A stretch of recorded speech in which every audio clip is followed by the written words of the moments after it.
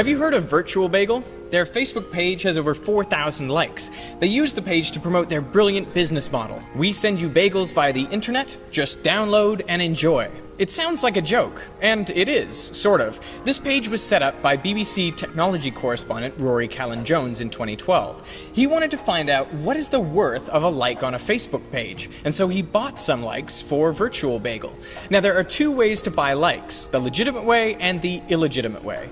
The illegitimate way is to go to a website like boostlikes.com and purchase some likes. You can get 1,000 for $70. Sites like these use click farms in developing countries like India, the Philippines, Nepal, Sri Lanka, Egypt, Indonesia, and Bangladesh. Here, employees are routinely paid just $1 per 1,000 clicks of the like button. So Facebook explicitly forbids buying likes in this way. Instead, they offer the legitimate way to pay for likes, by advertising your page.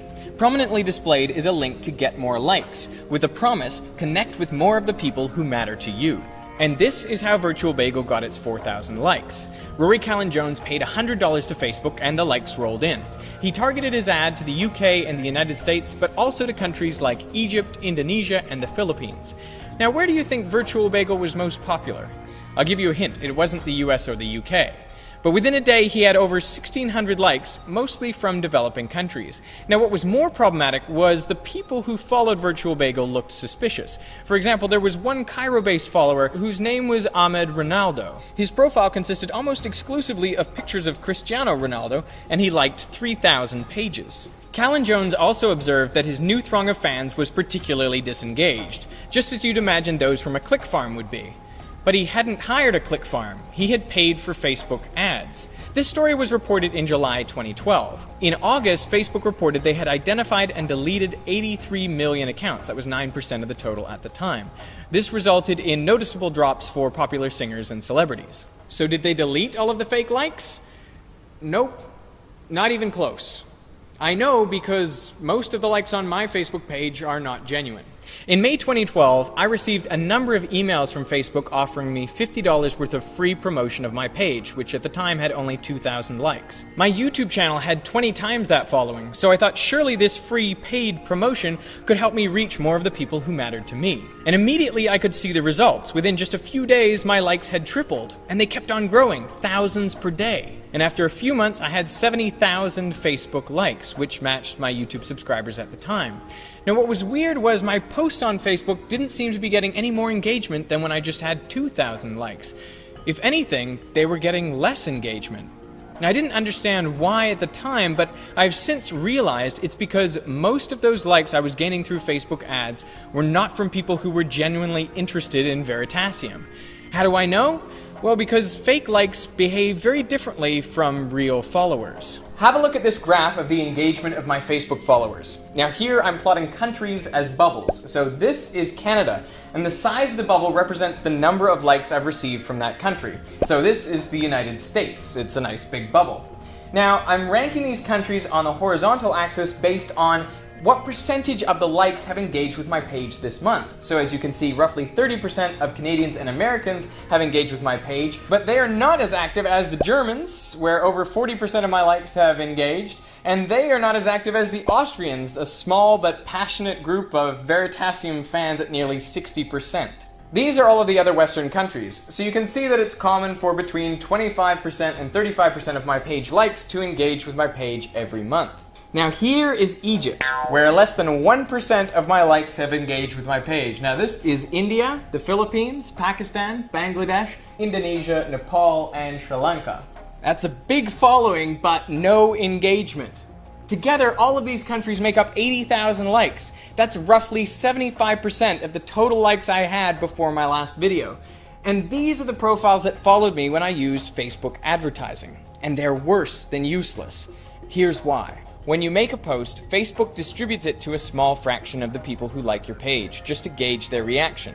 If they engage with it by liking, commenting, and sharing, then Facebook distributes the post to more of your likes and even their friends. Now, if you somehow accumulate fake likes, Facebook's initial distribution goes out to fewer real fans, and therefore it receives less engagement, and so consequently you reach a smaller number of people. That's how a rising number of fans can result in a drop in engagement. And from this, Facebook makes money twice over. Once to help you acquire new fans, and then again when you try to reach them.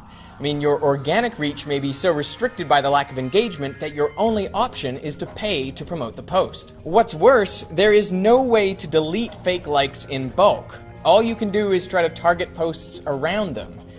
And I should reiterate, I never bought fake likes. I used Facebook's legitimate advertising, but the results are as if I had paid for fake likes from a click farm. Now you might think the solution to all of this is just to exclude countries with click farms from your ad campaigns, but unfortunately the problem goes much deeper.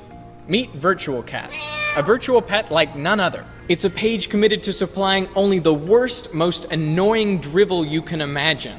Only an idiot would like this page. And that's not just my opinion, that's actually what it says in the page description.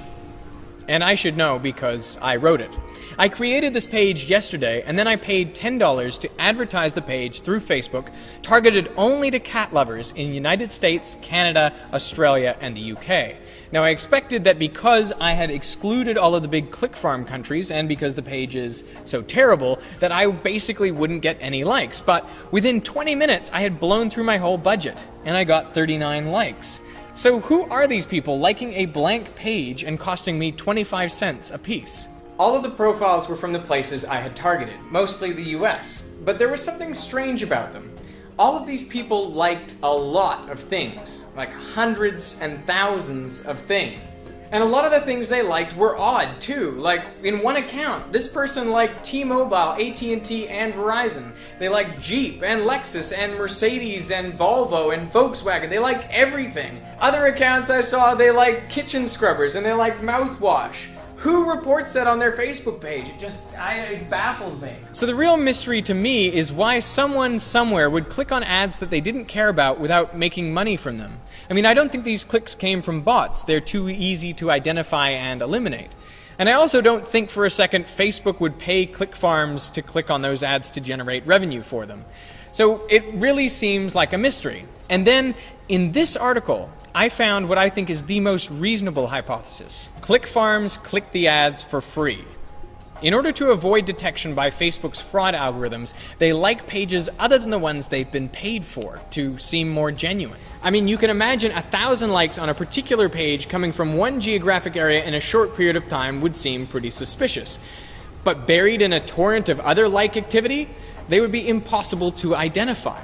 So workers at these click farms will literally click anything. I mean, where do you think Facebook's security page is most popular? Dhaka, Bangladesh. What about Google? Dhaka. What about soccer star David Beckham? It's actually Cairo. But you take my point. So wherever you're targeting, advertising your page on Facebook is a waste of money. I wish Facebook would remove the fake likes from my page and from all the others.